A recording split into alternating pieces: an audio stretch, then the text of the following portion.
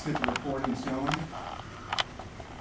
It's May the 8th, 2015. This is a collective bargaining session between Pasco County Professional Firefighters Local 4420. Let's go around the room and indicate who we are and what capacity. I'm Jim Sheriff, negotiating for the county.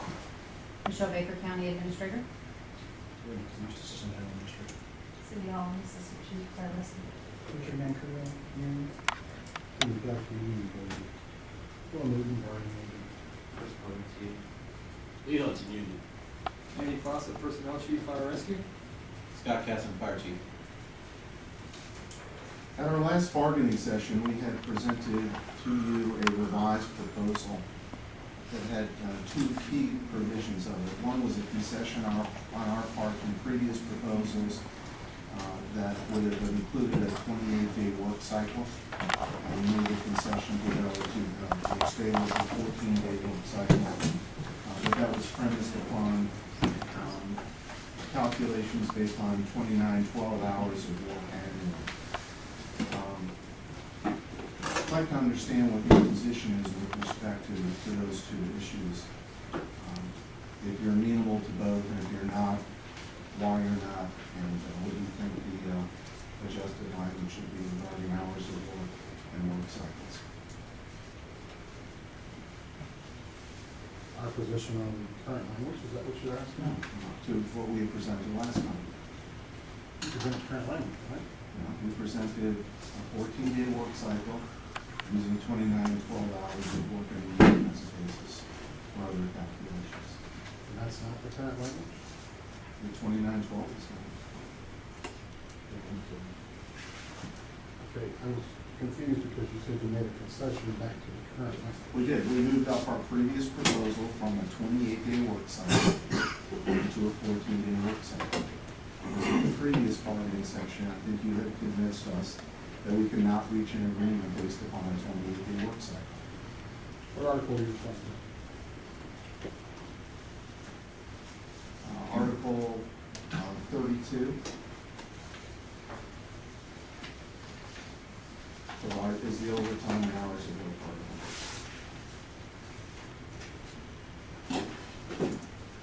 And that's for 23 and 23? 23 and 32.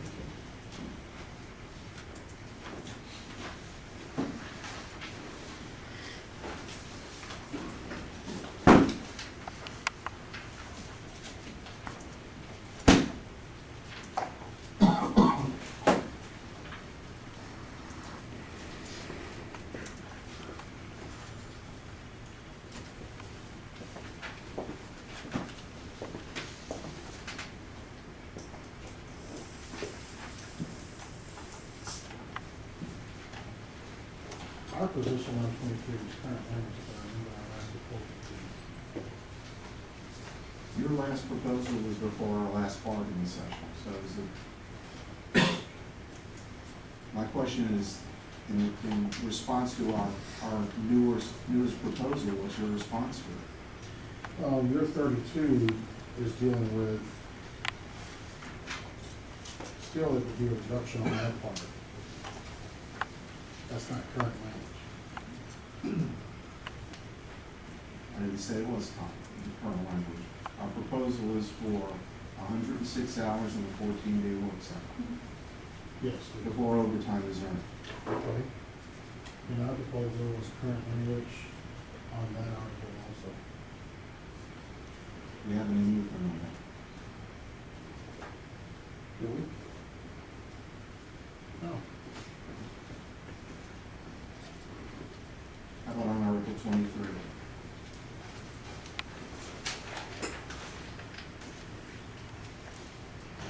This year proposed change to 23 in the next year. In 23.2, that the determination of an hourly rate would be based on 29 and 12 hours. Yeah, that's the proposal. Which one are we referring to? 410? 410.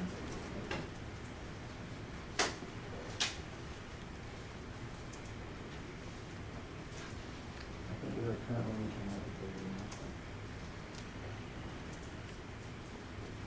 I don't know if that hours, I don't know if it.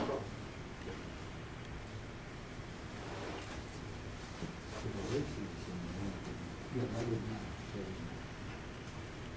So maybe that's a better answer. State that again. What's the better way of answering? If our rate was to stay current, the 2912 would be an issue. Current hourly rate. Yes. And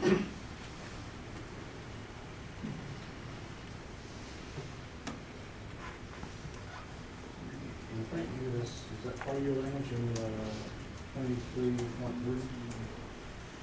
Well, part of that could be answered by looking at the schedule that we had provided you regarding the adjustments for each individual employee.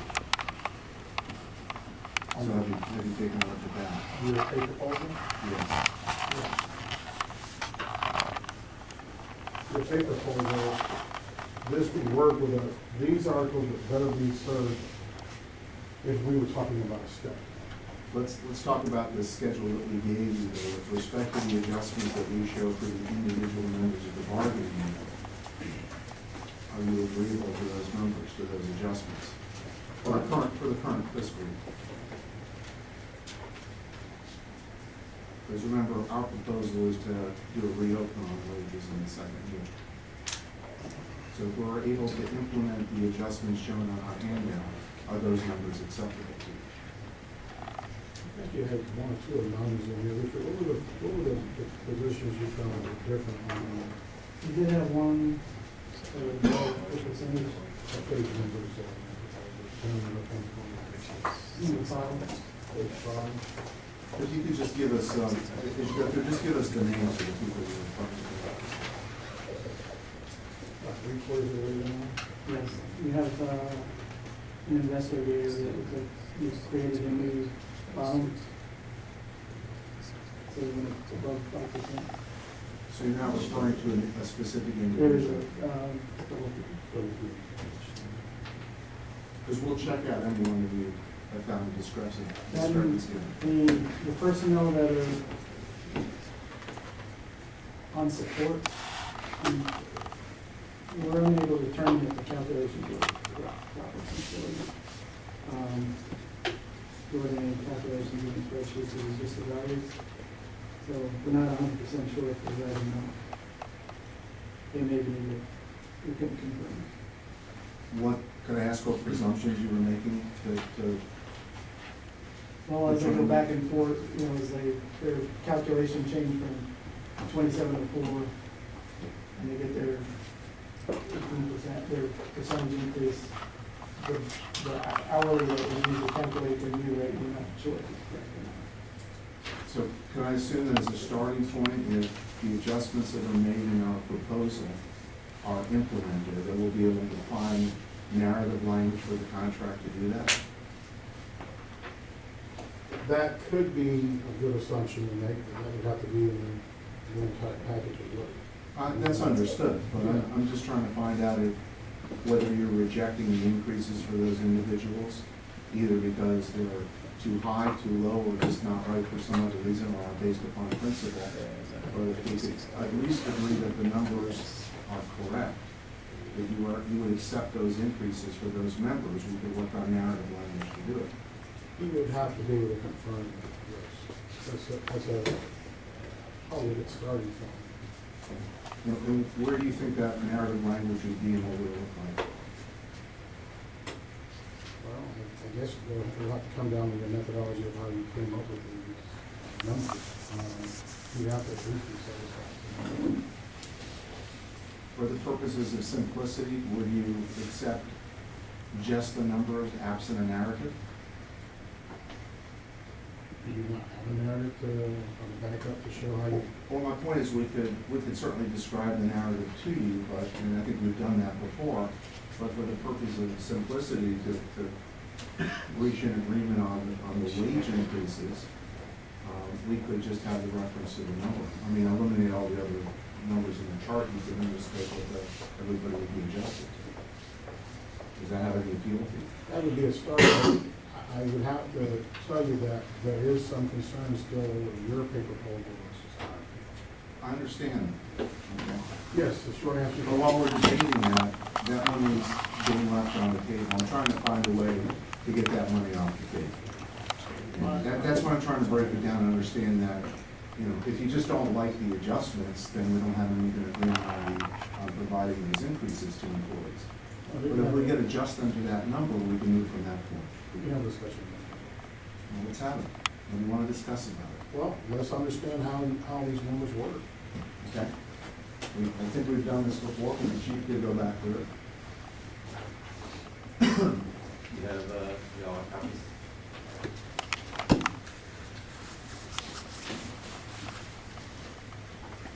me a second to find one. That's all right.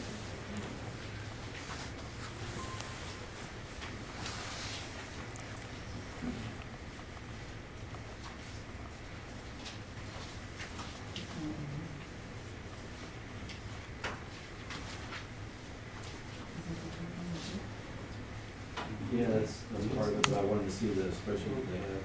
They have a copy of it.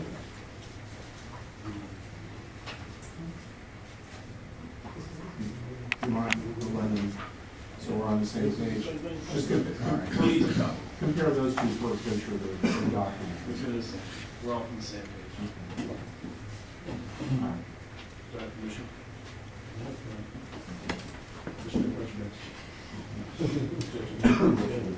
I'm watching it blown over.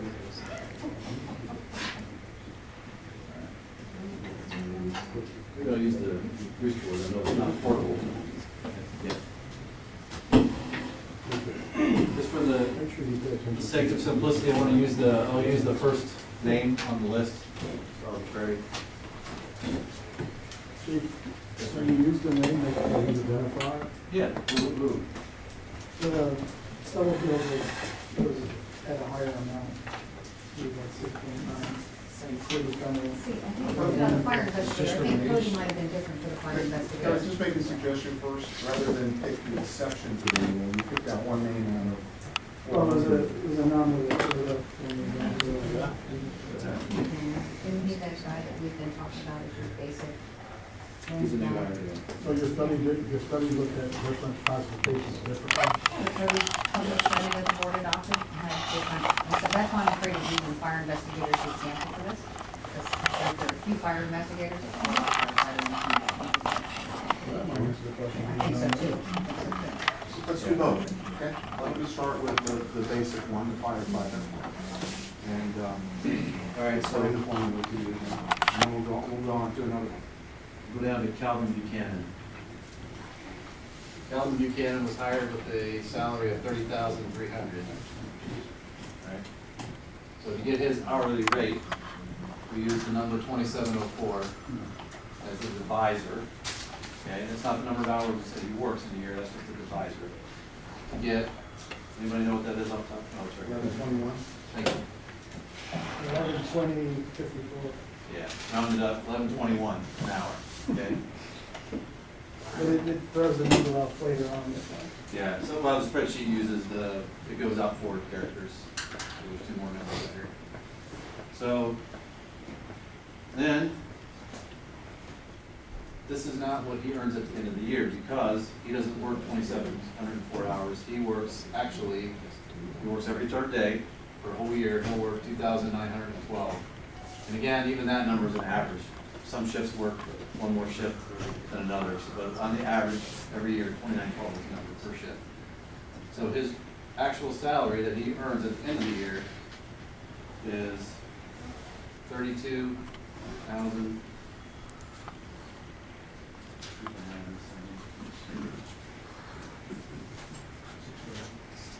Yep, 631. So not counting the FLSA overtime, holiday work, holiday pay, all those other things. He works just every third day. At the end of the year, his W-2 would say $32,631. That's what he actually earns. Okay? With no adjustment to the hourly rate. Yeah, no, So, now we're starting to run into a problem with the weight total, Article 49. sorry. Because the calculations you have on there are correct, based on what you want to do, but the ranges on the paper are not correct, and they're not, does not match that number. So the new ranges we went over those, right? That's your proposal, Article 49. No, I'm not seeing that, so. How does that? You want to finish this? Sure. Let's finish this. So under the proposal, we want to eliminate this step right here. So this is his actual salary. Just take that, that'll become his new salary, okay, for the purposes of the action forms and what we use. But now, we're gonna divide it by 2912, and we get 11.21 an hour. Okay, so the hourly rate does not change, it's the exact same. So everything else is calculated based on the hourly rate, overtime, FLSA, holiday, and so on, it's gonna be calculated on the same number that it is today. But what will change will be his action form salary, and that'll show 32,639. So then that number is what's evaluated against the Cody study and the ranges. What does 2912 represent, Chief? 29, that's the actual number of hours. So you work 24 hours a day, every 3 days, comes out to 120 or 121. I don't know how to do math. One shift is gonna work 122. I don't have the exact numbers, but each, if you look at a calendar year and you look at A shift, count the number of days that they work in 1 year, it's like 121. Count B shift would be 122 and so on, 121, I think, for the other one. But the average of all these, whatever that math comes out to, is 2,912. So that's the average of all 3 shifts, that's what you work. Hours actually scheduled for work. Sure. There's all, you know, this 2912, some departments use 2920, which is simply 365 divided by 3. Comes out to 120 point something times 24 equals 2920. But we use the average of what our actual guys do. Okay. All right, and you're gonna do the inspector next, I think. Well, So that is a Cody thing. I looked at that when you were up there. yeah, So Cody changed the range of fire investigators. So what you're seeing, you have to go look at the published Cody ranges and apply it to that guy and where he is in that range, but that's a Cody one. So did they, Before we jump to that, are there any other questions about how this formula works? And why the way it was done means that nobody's hourly rate is going to increase. No, there is no question.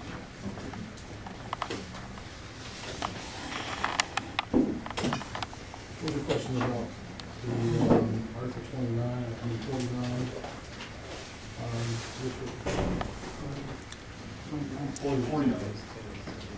You're seeing the range that we just calculated on the fourth did not match, but You gave us an exhibit last time, and you gave us this wage proposal, language from Article 49, and then your min-max and your ranges don't match. Well, the min-max ranges that are on, in Article 49 should match up to the recommendations from the code study for the increases, the min-max. They don't match the code study. Min-max is not the end of it. They match the code study. So That's the same. That's good. Yeah. well, if you use the range that's here in this wage proposal, your starting hourly rate will go down from that number. Which is enough. If you take the first one, 32, 3, Yeah, what is it? and divide by 2912, 29, 11 down.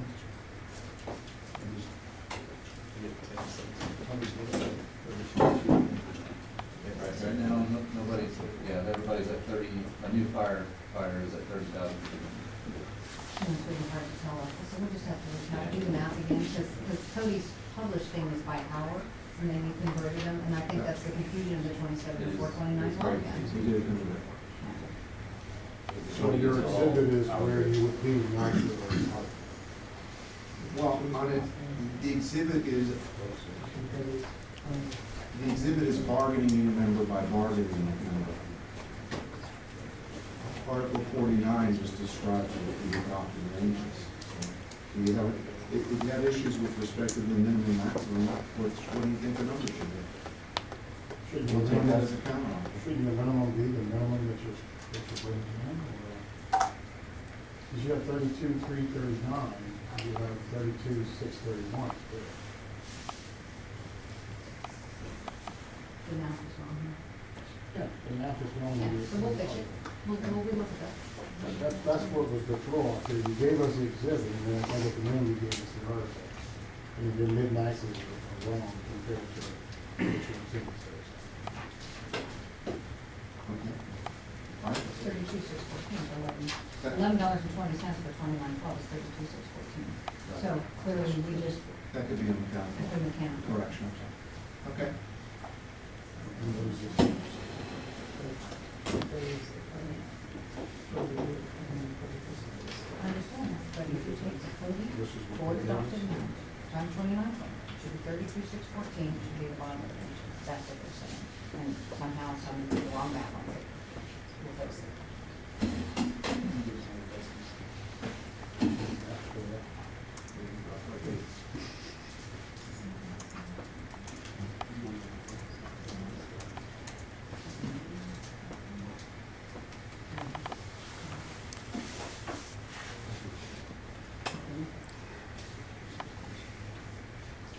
This is fine. This just needs to be done. And they're looking at this published on the website, and the number tells you, so use that one. Have you done that calculation? You wanna give us the numbers, and then we'll double check your number? Just give us your minimum maximum in each of those categories, and then we'll double check it. Keep in mind, this is based on 2704 to 2912. I'm not sure. Okay. This is for you now. Well, the gym, you trying so far, you're gonna give us something.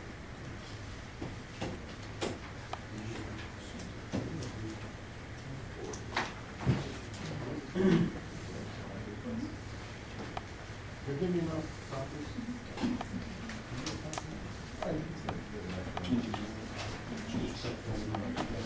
And you do have yours is longer. It's just showing us that there.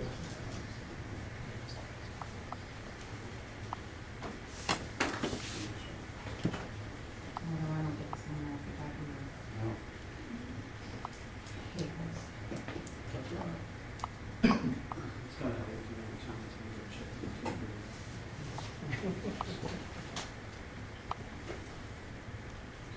Which column, the third one, what it should be? Which one are you talking about? Like take firefighter EMT, for example, the third column is what it should be? Yeah, if you multiply the hourly rate in the first box Yeah, and multiply it by 2912, and that number is at the full estimate. That's the column that says what should be with no change current.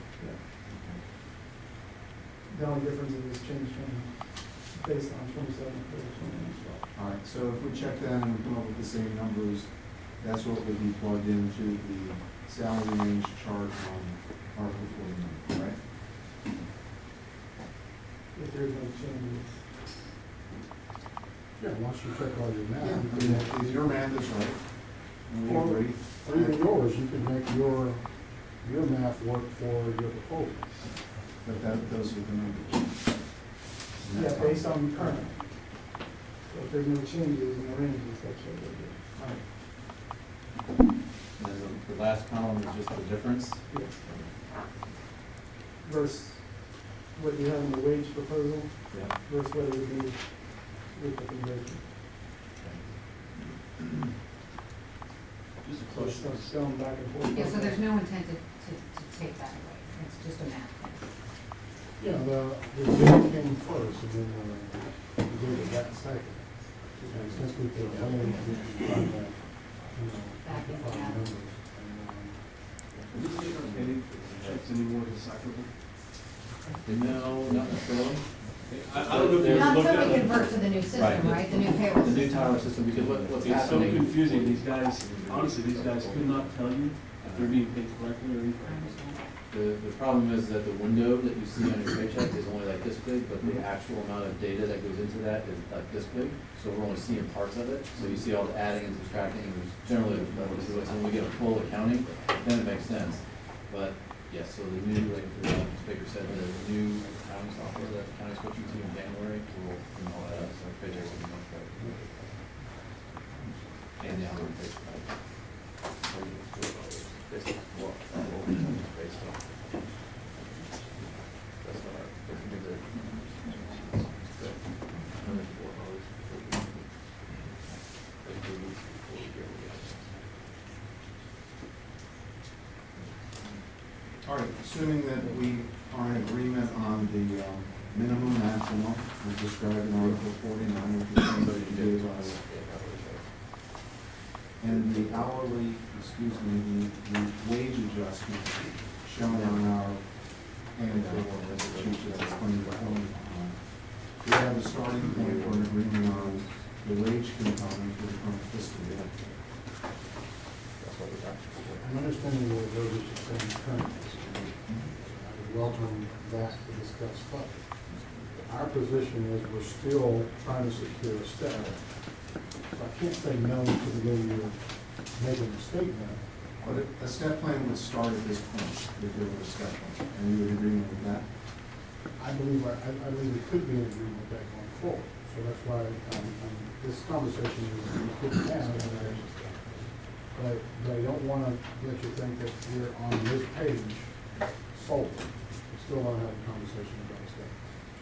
I understand that, but we gotta start somewhere. We're still on the ground, we got a cliff to climb. Sure. We gotta get a toehold somewhere. So if the toehold is that we have an agreement on the minimum maximum, and we have an agreement on where bargaining unit members would move, what their increases would be for the current fiscal year, and we're talking about a multi-year contract, we're at least a couple of feet off the ground, where we've been for 6 months. Yes, sir. What number, goes back to see, what number of session fees? I don't know, I could tell you when I come back down about the rest of the state. If you would, please.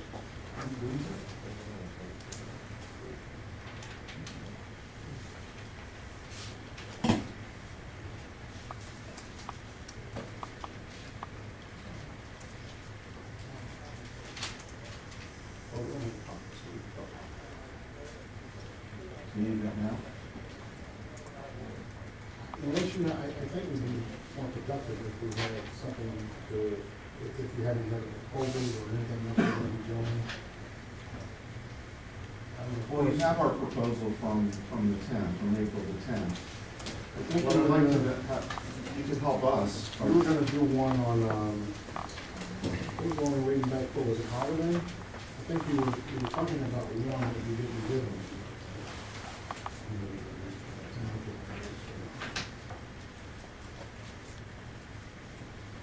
It was my proposal, we were gonna come back to it.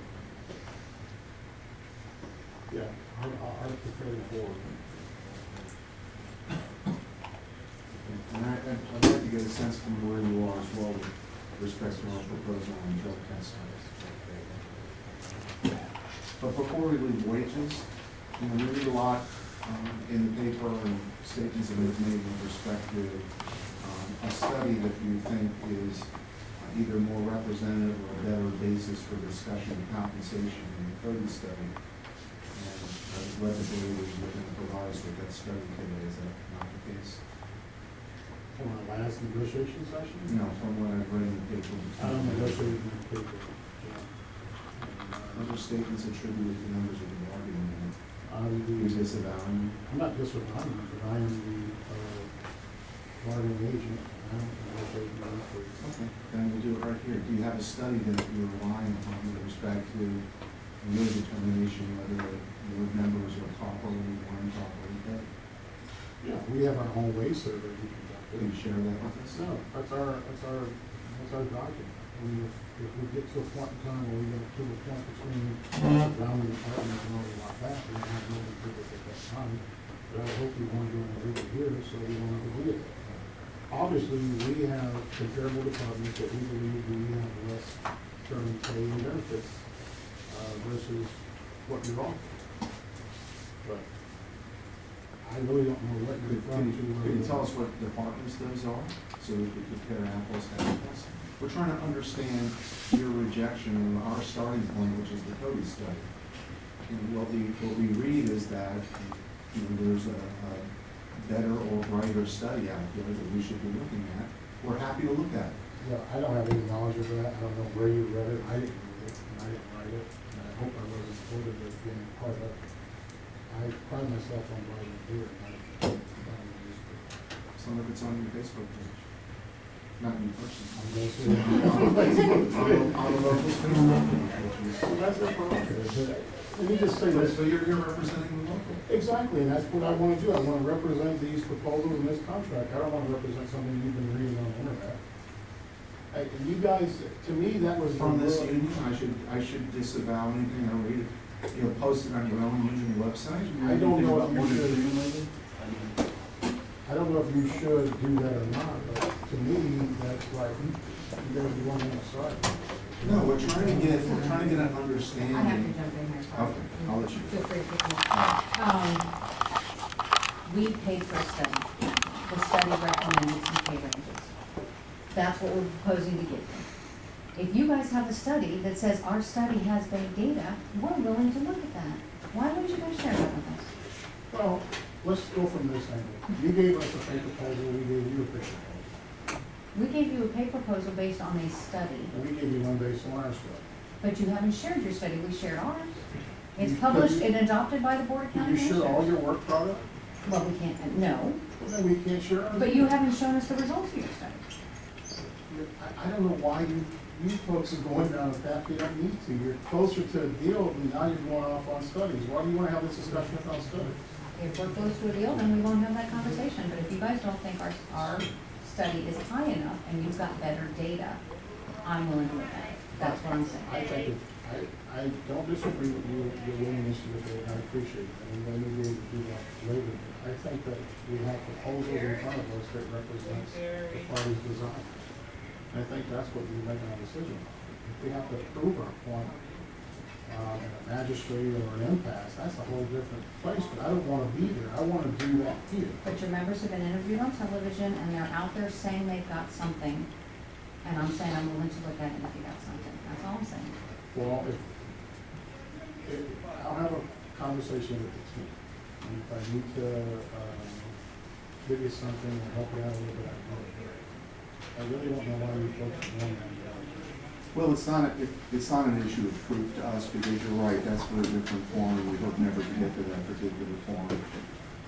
You know, so I wouldn't characterize it as you don't need to prove anything to us, but we would like you to share with us so we could understand better either why you reject something that we are basing on a study, or why you think you have a better way of tackling the issue of compensation, because there's statistical data out there that supports that position. So it's the sharing of information, which I think is a recognized responsibility from both of us. Sure. And you could, Well, let me ask a question then on that, sharing the information. Public record request, the departments we were compared to specifically. And Barbara Hogan's that is on the website. Well, Pinellas County was, how many departments in Pinellas County? So we compared all of them, one of them, some of them. She wouldn't give us a list. She would give us a comprehensive list of who we're being compared to for the Cody stuff. Why? Why is that a secret? I know when we So the started. list If we've asked for that study, I know when we, I know when we started, we tried to, which is normal practice, and then attest to it, if you would. It's normal practice for the parties to try to open it and some agreed upon comparables. And we tried to do that. And we didn't get it. So we moved on. I started off with comparables, I started off with, some sort of ground rules. I try to start off with all that kind of stuff. The statute doesn't say you have to have them, so when I don't get them in places, I move on to the process. So we produce proposals, we put them across the table, we're not looking at those. I don't have a problem trying to justify our position, and I know you don't either with your study. We can take a break and go that route if you want. I thought we were, here looking at trying to get a deal. Well, I cannot and I will not try to justify what's been in newspapers or what's been on websites. It has never been my style. I don't bargain in paper. I still been misquoted in the paper because I had no members call me, but it has to happen here, you and I both know that. Today, we have all the decision makers here. but and I'm glad to hear that because that's the same approach that I take. And but for being quoted following our last bargaining session, I never talked to the media, but my last comment was something I felt walking out of this room was that we had made progress. And I didn't have a problem sharing that with you through the meeting, because I think I've already told you that's how we made progress. Sure, and I think the quotes that she captured here from you and I were here while we were talking. I didn't speak to her afterwards. And I had to share that with my membership here. But this is open to the public, you and I know that. We got public here today. You guys are a little bit more public than I normally have to deal with, but it is what it is. It's me, sorry. I'm an open book. So, I guess a better way to phrase it, if you want us to help justify our proposal, I have no problem with doing that. And I think that's a great conversation to have. Well, let's focus on right now, which by that I mean the current fiscal year, because there's been an appropriation for the current fiscal year. We have a proposal for the current fiscal year. We propose for reopens for year 2 and 3, which leaves room to further negotiate during the term of the contract. We're having some frustration and difficulty getting our arms around why the money that we've proposed to give the bargaining members here and now remains on the table. Help us get to that point. Well, your position has changed. We tried to do, I've mentioned to you before, a few meetings back, to do just that and move forward. You said, we gotta get something to represent. So, but if you're hearing now, I would say that wouldn't be a bad move for the parties to take care of the most recent fiscal year. You and I understand how that can be done. The parties can also simultaneously ratify a multi-year agreement while they're doing it. I would suggest you do that also. If you're gonna have reopeners, I gave you some idea of my tolerance for a floor and ceiling. I think that's a good way to go also. And I think you'd have a deal, and you'd have a deal for over 4 years, 1 3-year deal with status quo, and just adjust the pay, and then a follow-up multi-year deal going forward. But this is something I think you got options. We're at least open to the first year if it's part of a multiple-year package, and we can look at it. Whether that be a 1 year and then 2, you got options. If you want to do a 1 year and a 2, you got options. But there are other articles that are important to us, and it is at this bargaining table, while we are open in bargaining, we should be addressing those articles. So maybe we should be moving on to talking about those articles. We could do that too. Okay, let's talk about drug-free workplace for a moment. I know the IAFF has supported random drug testing throughout the state because I've pulled the contracts. They're very variable in terms of how they do it. The percentage of employees or the number of employees that are tested and the procedure for doing it. But the procedure is generally common, which is names are generated by a computer, by a third-party vendor, and those individuals are subject to random drug testing. Am I right that this local of IAFF is in line with that as well? Other locals are? I'm not asking you to commit to what the procedure is, I'm just saying, could we at least get past the concept that we are going to have random drug testing? I don't understand that multiple question. You on board with random drug testing? A qualified one. If we test 10% of the bargaining unit employees each quarter, is that a good number for you? Are you doing so with cause? No, this would be random, not with cause. It would not be reasonable suspicion. Yeah. Their names would be generated from, a computer system, maintained by a third party vendor.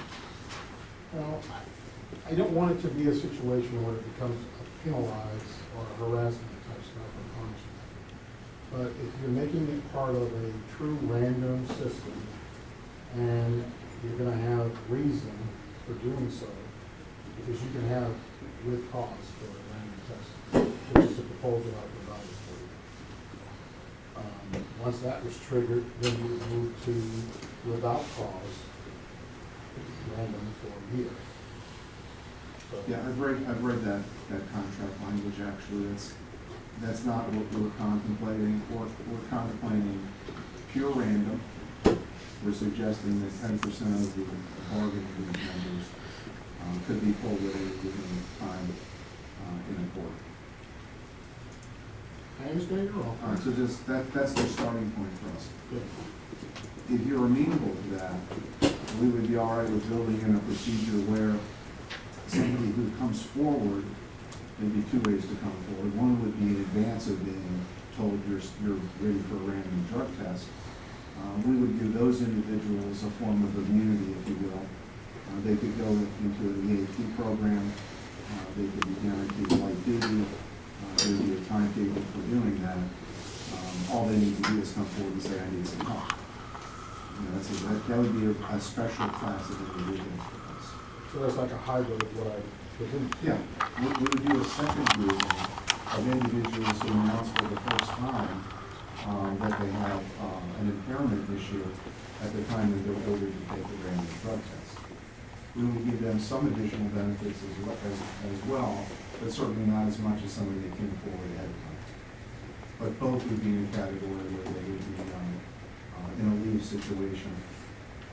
They could return to work with, clearance that they've gone through their evaluation, their training, their testing, whatever the case may be, treatment.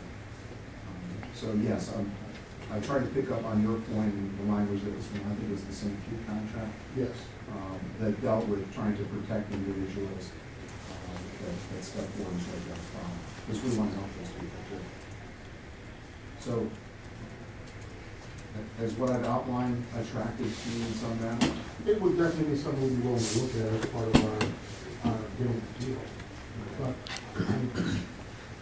I don't want a system that can turn into harassment or punishment being predicated without cause.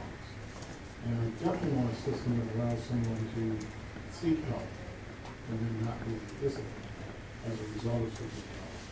In the United States, we pay 20% inclusion. But I think as a value employee or all that you've invested in, and use that person that they can actually get some help doing the job.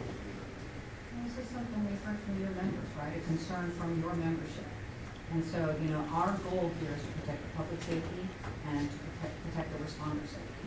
And so, it is random, but it's not punitive. And we're trying to figure out a way to get the guys who need help. Yeah, that would be something we would good.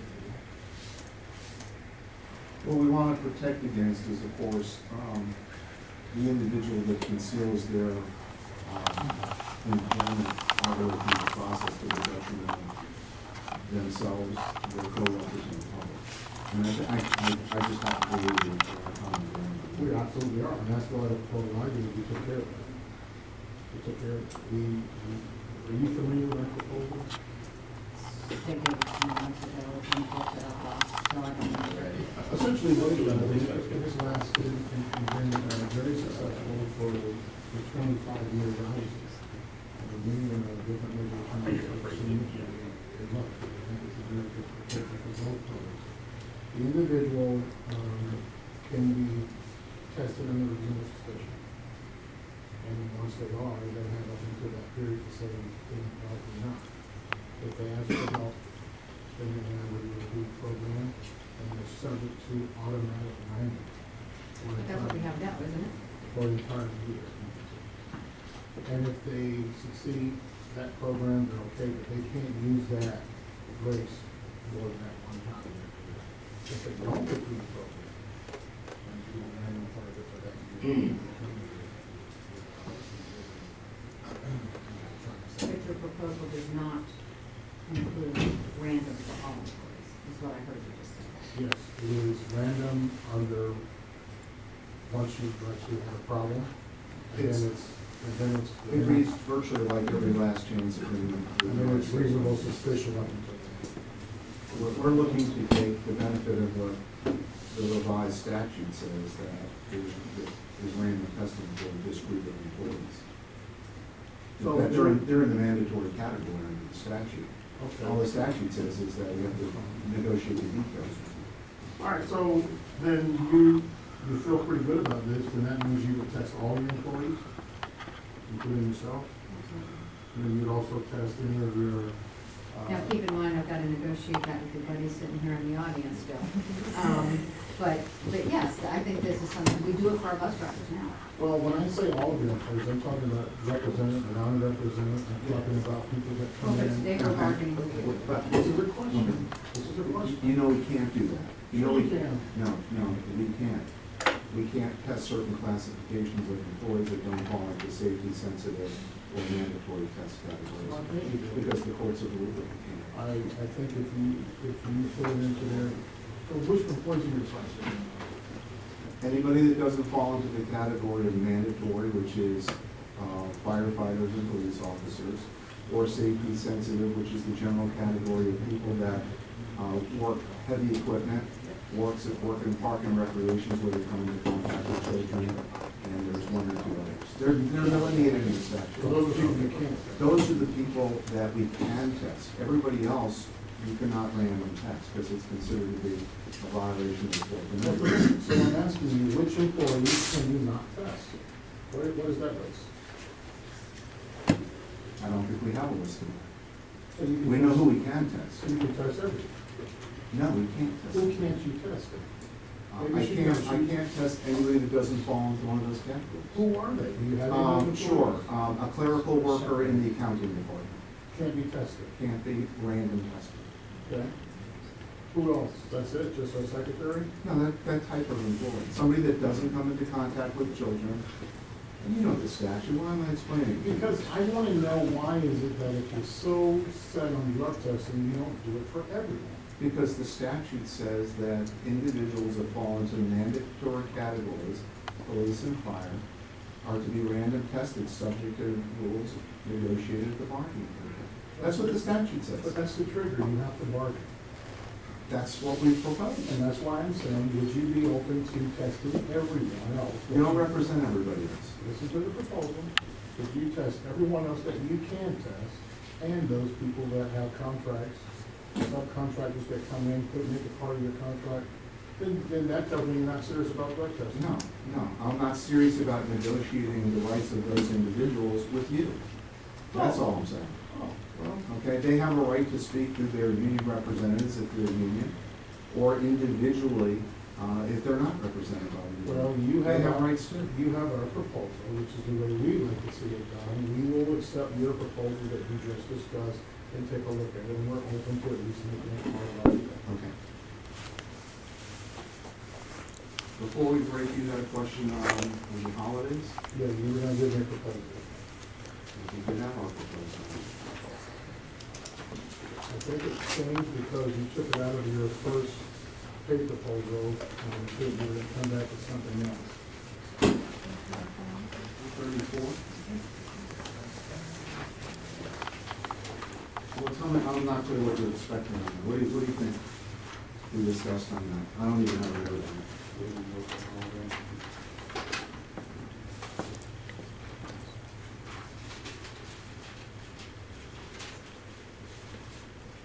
You made it part of the pay proposal the time before this last year. And then you had a package, Said there was a second package. and you said the second package that you didn't give us, after the first package. Because we don't have a copy. Because we don't have it. The last package I gave you was on the 10th. Yeah. That's our proposal. Is there a holiday pay There's article no in there? holiday pay article in that proposal. In 34 is not in there? We don't have. We don't We have discuss that. it when we come back. Sure, yeah.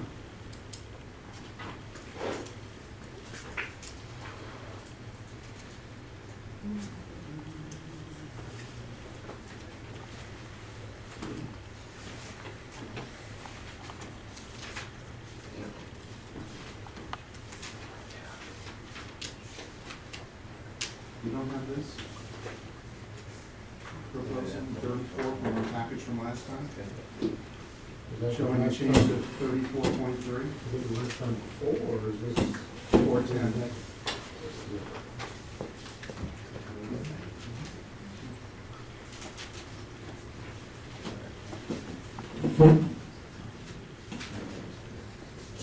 All right, we'll fix that. Maybe just say that the other thing, but it's not right.